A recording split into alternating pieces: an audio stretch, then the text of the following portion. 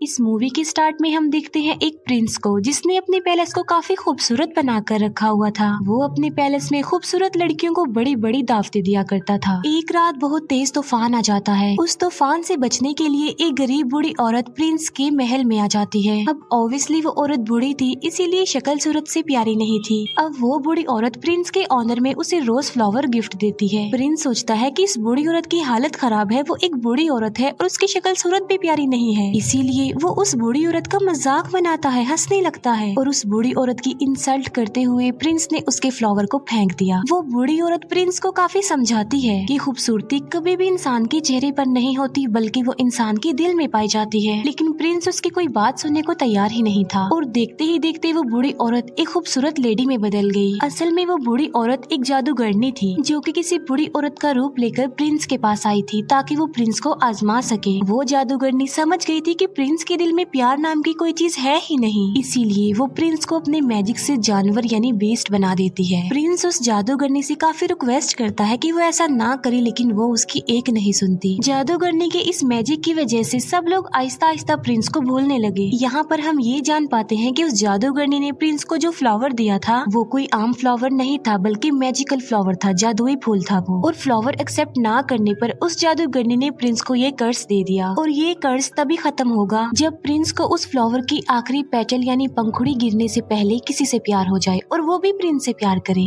लेकिन आखिरी पंखुड़ी गिरने से पहले अगर प्रिंस से किसी ने प्यार ना किया तो प्रिंस कभी भी इंसान नहीं बन सकेगा दोबारा, बल्कि बेस्ट ही रहेगा वो हमेशा। काफी साल गुजर जाते हैं लेकिन उस पैलेस में कोई भी नहीं आता। फिर हमें पैलेस के करीबी एक गाँव में एक लड़की दिखाई जाती है जिसका नाम होता है बेल। बेल को किताबें पढ़ने, स्टोरीज पढ़ने का काफी शौक था। बेल के फादर एक डिजाइनर होते हैं। उसी गांव में एक और लड़का भी रहता है जिसका नाम होता है गैस्टोन। गैस्टोन जो कि बेल से शादी करना चाहता था, लेकिन बेल उसे शादी करना नहीं चाहती थी क्योंकि वो एक प्राउड इंसान था। गैस्टोन बेल से शादी करने के लिए उसे अपना बनाने के लिए काफी स्ट्रगल भी किया करता था, लेकिन उसकी कोशिशें नाकाम ही रहती हैं। एक दिन बेल के फादर को कहीं पर जाना था। जिस रास्ते से उन्होंने जाना था वो एक जंगल था। बेल के फादर देखते हैं कि उनके रास्ते में तो आग लगी हुई है, लेकिन वहाँ पर एक और रास्ता भी था जहाँ पर वो मुड़ जाते हैं। बेल के फादर अपने घोड़े पर सवार होते हैं, लेकिन तभी उन्हें जंगल से भेड़ियों की आवाज सुनाई देती है और फिर वही भेड़िए उनका पीछा करने लगते हैं। बेल के फादर अपनी जान बचाने के लिए वहाँ से भागते हैं और भागते भागते वो आ जाते हैं बीस्ट के पैलेस के पास। बेल के फादर जब अंदर जाते हैं तब उन्हें वहाँ पर कोई भी दिखाई नहीं देता। हालांकि ऐसा लग रहा था कि पैलेस में कोई रहता है। कैंडल्स भी जल रही थी और टेबल पर खाना भी पड़ा हुआ था। इतना अच्छा खाना देखकर बेल के फादर खाना खाने लगते हैं, लेकिन हम फिर बहुत हैरान कर देने वाली चीज देखते हैं। वहाँ पर जो कप पड़ा होता है वो बेल के फादर से बातें करने लगता है। बेल के फादर समझते हैं कि ये कोई सॉल है जो उन्हें डराने की कोशिश कर रही है, इसीलिए बेल के फादर उसे कहते हैं कि मैं तुमसे नहीं डरता। ये कहकर बेल के फादर वहाँ से भाग जाते हैं। अब यहाँ पर सवाल ये उठता है कि वो कप कैसे बोल पाया। असल में बात ये है कि वहाँ पर यानी पैलेस में जितनी भी चीजें पड़ी हुई थी वो पहले इंसान हुआ करते थे, लेकिन जादूगरनी के कर्ज की वजह से वो सब चीजों में बदल गए। बेल के फादर भागते हुए गार्डन में आ जाते हैं। वो देखते हैं कि वहाँ पर बहुत प्यारे प्यारे फ्लावर लगे हुए हैं। बेल के फादर सोचते हैं कि मेरी बेटी बेल ने अपने लिए फ्लावर मंगवाया था, इसीलिए वहाँ से वो एक फूल तोड़ लेते हैं और तभी वहाँ पर बीस्ट आ जाता है। फ्लावर चोरी करने की पनिशमेंट देने के लिए बीस्ट उन्हें प्रिजनर बना लेता है, लेकिन बेल के फादर का घोड़ा वहाँ से भाग जाता है और वो सीधा अपने घर आता है बेल के पास। बेल जब देखती है कि घोड़ा अकेला आया है, उसके फादर नहीं आए, तो वो फौरन समझ जाती है कि उसके फादर किसी मुसीबत में फंस गए हैं। इसीलिए बेल अपने फादर को ढूंढने के लिए उस घोड़े पर बैठ जाती है। वो घोड़ा बेल को ले आता है पैलेस में और पैलेस में ही बेल के फादर को प्रिजनर बनाकर रखा हुआ था। बेल जब पैलेस के अंदर जाती है तब उसे वहाँ पर कोई भी दिखाई नहीं देता। बेल वहाँ पर काफी आवाजें भी लगाती है, लेकिन उसे आगे से कोई भी रिस्पॉन्स नहीं मिलता।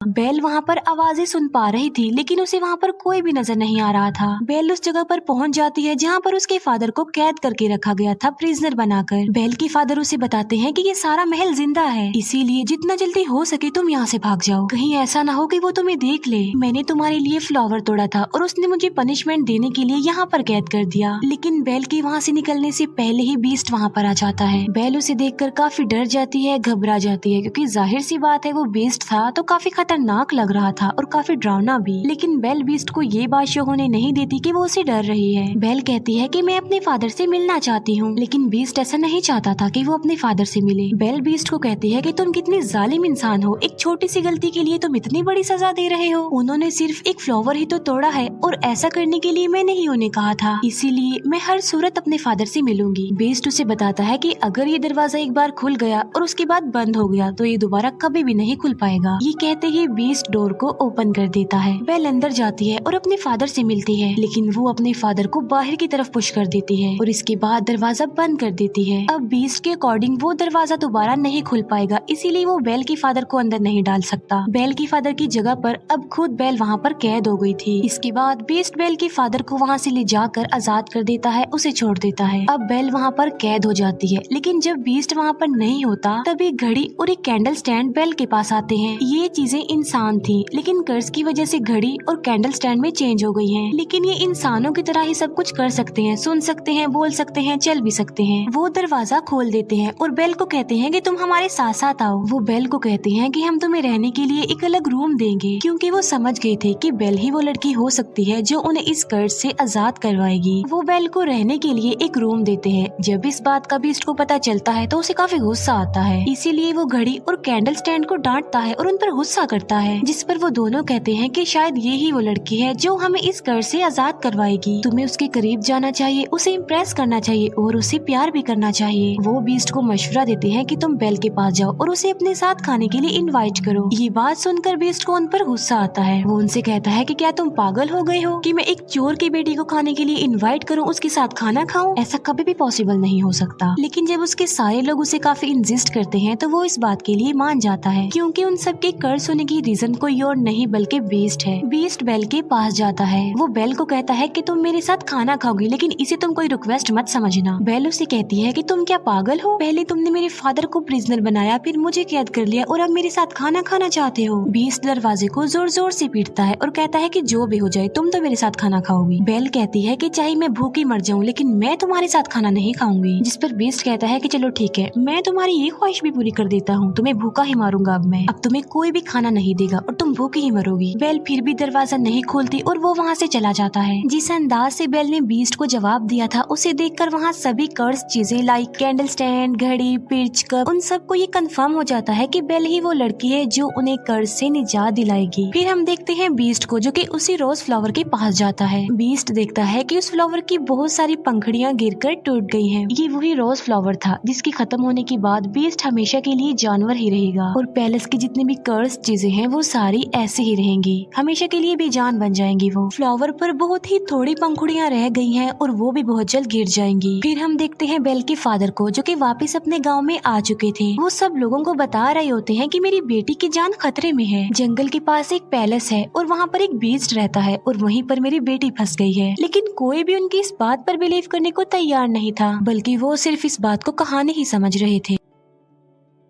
लेकिन गैस्टोन, जो कि बेल से शादी करना चाहता था, वो बेल के फादर को इम्प्रेस करने के लिए कहता है कि मैं तुम्हारी बात पर यकीन करता हूँ, मैं तुम्हारे साथ जाऊंगा तुम्हारी बेटी को बचा लाने के लिए। तब गैस्टोन और उसका एक साथी बेल के फादर के लिए जंगल के रास्ते निकल पड़ते हैं। जिस रास्ते पर बेल के फादर गए थे वो रास्ता इन्हें कहीं पर मिलता ही नहीं है। गैस्टोन को इस बात पर काफी गुस्सा आता है। वो बेल के फादर को कहता है कि तुम्हारा दिमाग खराब हो गया है, कोई बीस्ट नहीं होता। गैस्टोन बेल के फादर को ये भी कह देता है कि मैं तुम्हारी बेटी से प्यार करता हूँ और मैं उससे शादी करूंगा। जिस पर बेल के फादर कहते हैं कि तुम्हारी ये ख्वाहिश कभी भी पूरी नहीं हो सकती। इस बात पर गैस्टोन को काफी गुस्सा आता है। वो बेल के फादर के हाथ पांव बांध देता है और उन्हें एक ट्री के नीचे मरने के लिए छोड़कर वहाँ से चला जाता है, क्योंकि वो भेड़ियों का इलाका था और भेड़िए उन्हें मारकर खा लेंगे। फिर हम एक लेडी को देखते हैं जिसे उसके गाँव से निकाल दिया गया था और उसका नाम था अगथा। एगथा बेल के फादर की जान बचा लेती है और उन्हें आजाद कर देती है। पैलेस में हम बेल को देखते हैं, जो कि उसी रोज फ्लावर के पास आ जाती है। बेल उस फ्लावर को भी टच करने ही वाली होती है कि वहाँ पर आ जाता है बीस्ट। बीस्ट उसे कहता है कि तुम्हें अंदाजा नहीं कि तुम अभी क्या करने वाली थी, अभी हम सब के सब मारे जाते। बीस्ट गुस्से में आकर बेल से कहता है कि चली जाओ यहाँ से। तब बेल रोते हुए वहाँ से भागकर चली जाती है। घोड़ी पर बैठकर जब बेल जंगल पार कर रही होती है तब वहाँ पर बहुत सारे भेड़िए आकर बेल को चारों तरफ से घेर लेते हैं। लेकिन इससे पहले कि वो भेड़िए बेल को कोई नुकसान पहुँचाते, वहाँ पर बीस्ट आ जाता है। वो उन भेड़ियों का काफी मुकाबला करता है, उन्हें काफी मारता है। बीस्ट उन सब भेड़ियों को वहाँ से उसे मार भगाता है, लेकिन इस लड़ाई के दौरान वो खुद भी इंजर्ड हो जाता है। बेल अभी घोड़े पर बैठकर वहाँ से जाने ही वाली होती है तो वो देखती है कि बीस्ट जमीन पर गिर गया है क्योंकि वो काफी इंजर्ड है, उसकी हालत काफी खराब हो गई है। अब क्योंकि बीस्ट ने बेल की जान बचाई थी, उसे नई जिंदगी दी थी, इसीलिए बेल वहाँ से जाने की बजाय उसके पास आ जाती है। बेल उससे कहती है कि मैं तुम्हें उठा नहीं सकती, इसीलिए तुम्हें हिम्मत करके खुद ही उठना होगा। बड़ी मुश्किल से हिम्मत करते हुए बीस्ट खड़ा हो जाता है। बेल उसे अपने साथ घोड़े पर बिठा कर पैलेस में वापस ले आती है। बेल एक बार फिर से वापस उसी पैलेस में आ गई थी। पैलेस की सारी कर्स चीजें बेल को देखकर काफी खुश हो जाती हैं, क्योंकि वो चाहते थे कि बेल यहीं रहे इसी पैलेस में। बेल और बीस्ट को एक दूसरे से प्यार हो जाए, जिसकी वजह से कर्ज खत्म हो जाए और सब कुछ नॉर्मल हो जाए। वो चीजें बेल को सारी स्टोरी नहीं बताती, ना ये बताते हैं कि वो इस कर्ज से कैसे आजाद होंगे, बल्कि सिर्फ ये बताते हैं कि जब उस फ्लावर की आखिरी पंखुड़ी गिर जाएगी हम सब ऐसे ही रह जाएंगे और बीस्ट भी हमेशा के लिए बीस्ट ही रह जाएगा। बेल बीस्ट को बैंडेज लगाती है। बेल जब बीस्ट के पास होती है तो वो एक शेर पढ़ती है, क्योंकि बेल का इंटरेस्ट बुक में, स्टोरी में और पोएट्री में बहुत ज्यादा था, लेकिन उस शेर को बीस्ट कंप्लीट करता है। ये बात बेल को काफी हैरान कर देती है। बेल उससे पूछती है कि क्या तुम भी पोएट्री पढ़ते रहते हो? बीस्ट कहता है कि मैं लव स्टोरी, प्यार मोहब्बत, इनकी पोएट्री नहीं पढ़ता, बल्कि मैंने बहुत ज्यादा बुक्स पढ़ी हुई हैं, बहुत ज्यादा पोएट्री के बारे में जानता हूँ। इस पर बेल कहती है कि मुझे तो प्यार मोहब्बत की बातें, प्यार मोहब्बत की कहानियाँ बहुत पसंद हैं। जिस पर बीस्ट कहता है कि तुम्हारी शक्ल देखकर ऐसा लगता है कि तुम्हें प्यार मोहब्बत में बहुत इंटरेस्ट है। अगर तुम कुछ पढ़ना ही चाहती हो तो कुछ अच्छा पढ़ो। फिर बीस्ट बेल को अपने साथ अपनी लाइब्रेरी में लेकर जाता है, जो कि काफी बड़ी थी। वहाँ पर बहुत ज्यादा बुक्स थी। बेल उन बुक्स को देखकर काफी शॉक्ड भी रह जाती है और काफी खुश भी हो जाती है, क्योंकि गाँव में पढ़ने के लिए उसे कोई भी बुक नहीं मिलती थी और यहाँ पर तो उसे इतनी सारी बुक्स मिल गई हैं। बीस्ट कहता है कि अगर तुम चाहती हो तो हमारे साथ यहाँ पर रह सकती हो। ये बात बेल को काफी खुश कर देती है। फिर वक्त के साथ साथ एक दूसरे के साथ काफी टाइम गुजारने लगे। इन दोनों की दोस्ती हो गई, वो एक दूसरे के काफी करीब आ गए, एक दूसरे की लाइक्स डिसलाइक्स उन्हें पता भी चल गए। दोनों साथ मिलकर खाना भी खाते थे। फिर बीस्ट बेल को गाना भी गाकर सुनाता है और बीस्ट बेल को एक बुक भी दिखाता है, जो कि एक जादुई बुक थी। वो कहता है कि ये बुक मुझे किसी जादूगरनी ने दी थी और इस किताब की मदद से हम लाइफ के किसी भी टाइम में जा सकते हैं। लाइक हम पास्ट टाइम में जा सकते हैं, फ्यूचर टाइम में जा सकते हैं। बेल उस टाइम में जाना चाहती थी जब वो अपनी मदर से आखिरी बार मिली थी। बेल जब उस टाइम में जाती है तब उसे पता चलता है कि उसकी मदर को एक इन्फेक्शन हो गया था। इसीलिए बेल की मदर ने बेल के फादर को कहा था कि तुम बेल को लेकर हमेशा के लिए यहाँ से चले जाओ, ताकि मेरी बेटी को भी ये इन्फेक्शन ना लग जाए।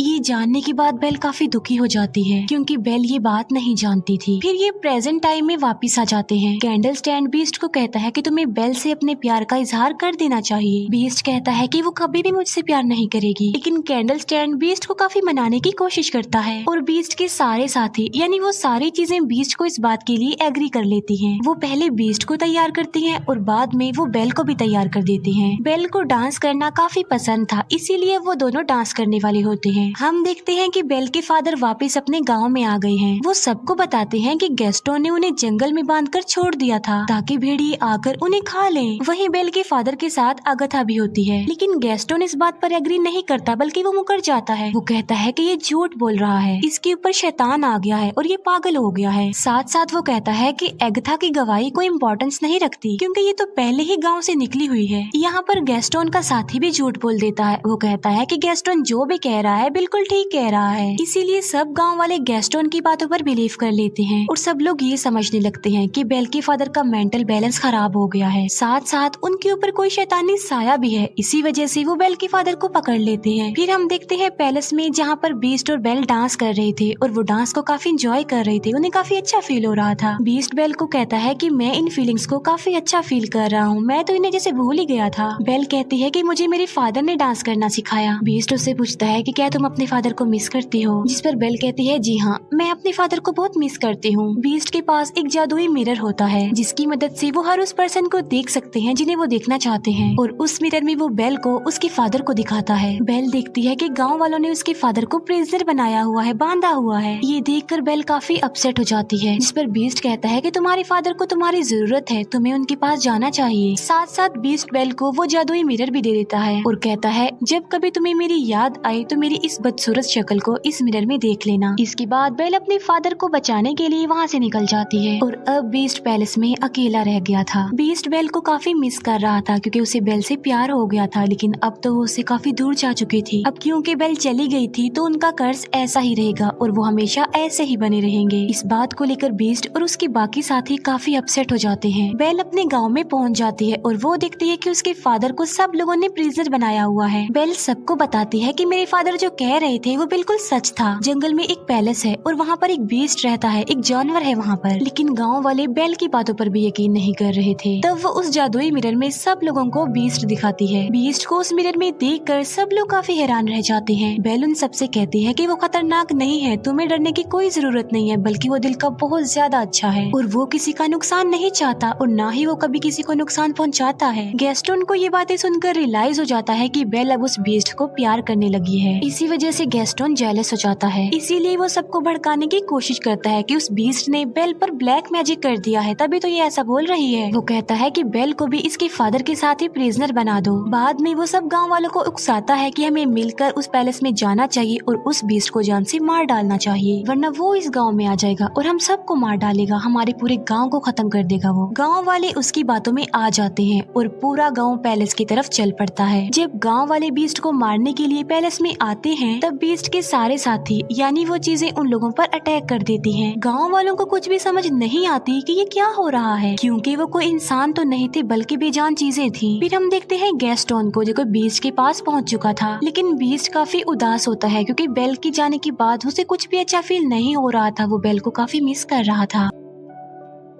गैस्टोन बीस्ट को कहता है, तुम क्या समझते हो कि बेल तुमसे प्यार करती है, बल्कि तुम्हें मारने के लिए उसने हम सब गांव वालों को भेजा है। ये कहते ही वो बीस्ट पर गोली चला देता है और बीस्ट जाकर नीचे गिरता है। लेकिन नीचे गिरने से पहले बीस्ट टेरेस के एक टॉप को पकड़ लेता है, लेकिन इससे पहले कि गैस्टोन दूसरी गोली चलाता बेल वहाँ पर आ जाती है। गैस्टोन को रोकने के लिए बेल उसका हाथ पकड़ लेती है। इस फाइट में गैस्टोन भी जाकर नीचे गिर जाता है। गैस्टोन की गन भी उसके हाथ से गिर जाती है। बीस्ट ऊपर आने की कोशिश करता है, तभी बेल उसे आवाज देती है। वो बीस्ट को बताती है कि मैंने गांव वालों को रोकने की बहुत कोशिश की थी, लेकिन वो नहीं रुके। बेल को वहाँ देखने के बाद बीस्ट के अंदर एक हिम्मत पैदा हो जाती है और अब वो गैस्टोन का मुकाबला करना चाहता था और अब वो पहुँच जाता है गैस्टोन के पास। वो गैस्टोन को गर्दन से पकड़ लेता है और उसे हवा में कर देता है और बीस्ट गैस्टोन को काफी ऊंची दीवार से फेंकने ही वाला होता है, जिस पर गैस्टोन बीस्ट से काफी रिक्वेस्ट करता है कि प्लीज मुझे मत फेंको, प्लीज बीस्ट मुझे छोड़ दो। बीस्ट उससे कहता है कि मैं बीस्ट नहीं हूँ। ये कहते ही बीस्ट गैस्टोन की जान छोड़ देता है और उसे कहता है चले जाओ यहाँ से। गैस्टोन वहाँ से चला जाता है और बीस्ट आ जाता है बेल के पास। मौके का फायदा उठाकर गैस्टोन अब पीछे की तरफ से बीस्ट पर गोलियां चलाता है, जिसकी वजह से बीस्ट नीचे गिर जाता है। लेकिन गैस्टोन जिस जगह पर खड़ा हुआ था वो जगह टूट जाती है और गैस्टोन भी जाकर नीचे गिरता है। इतनी ऊंचाई से गिरने की वजह से गैस्टोन मर जाता है। बीस्ट की हालत काफी खराब हो जाती है क्योंकि वो काफी इंजर्ड था और अपने आखिरी सांस गिन रहा था। बेल बीस्ट को कहती है कि अब के बाद मैं तुम्हें कभी भी छोड़ के नहीं जाऊंगी, जिस पर बीस्ट कहता है लेकिन अब मेरी तो जाने का वक्त हो गया है। जिस पर बेल कहती है कि तुम्हें कुछ नहीं होगा, सब कुछ नॉर्मल हो जाएगा। और हम देखते हैं कि उस फ्लावर की आखिरी पंखुड़ी भी गिर जाती है। जैसे ही वो पंखुड़ी गिरती है बीस्ट बिल्कुल खामोश हो जाता है और वहाँ पर बीस्ट के जितने भी साथी थे यानी वो चीजें थी वो भी एकदम से बेजान हो जाती हैं। बीस्ट को मरता हुआ देखकर बेल को काफी दुख होता है और उसकी आंख में आंसू होते हैं। यहाँ पर बेल भी अपने प्यार का इजहार कर देती है। वो बीस्ट को कहती है मैं तुमसे बहुत प्यार करती हूँ और वो बीस्ट के करीब भी आती है। तभी वहाँ पर एगथा भी आ जाती है। एगथा जिसे गांव के लोगों ने निकाल दिया था। असल में बात ये नहीं थी बल्कि वो जादूगरनी कोई और नहीं बल्कि एगथा थी। वो देखती है कि बीस्ट को किसी से प्यार हो गया है और वो लड़की भी अब बीस्ट से प्यार करती है, यानी अब वो कर्ज खत्म हो गया है। और देखते ही देखते बीस्ट के चारों तरफ रोशनी ही रोशनी चमक उठती है और बीस्ट अब एक खूबसूरत प्रिंस में चेंज हो जाता है। ये देखकर बेल काफी खुश हो जाती है। वो दोनों एक दूसरे को देखकर काफी खुश होते हैं, एक दूसरे के पास आते हैं और एक दूसरे को गले से लगा लेते हैं। और पैलेस की जितनी भी कर्ज चीजें थी अब वो इंसान बन गई थी, यानी अपने असली रूप में आ चुकी थी। सब लोग काफी खुश हो जाते हैं। बेल और बीस्ट पैलेस में सब लोगों के बीच में डांस कर रहे होते हैं और इसी के साथ ही इस मूवी की हैप्पी एंडिंग हो जाती है। Thank you for watching.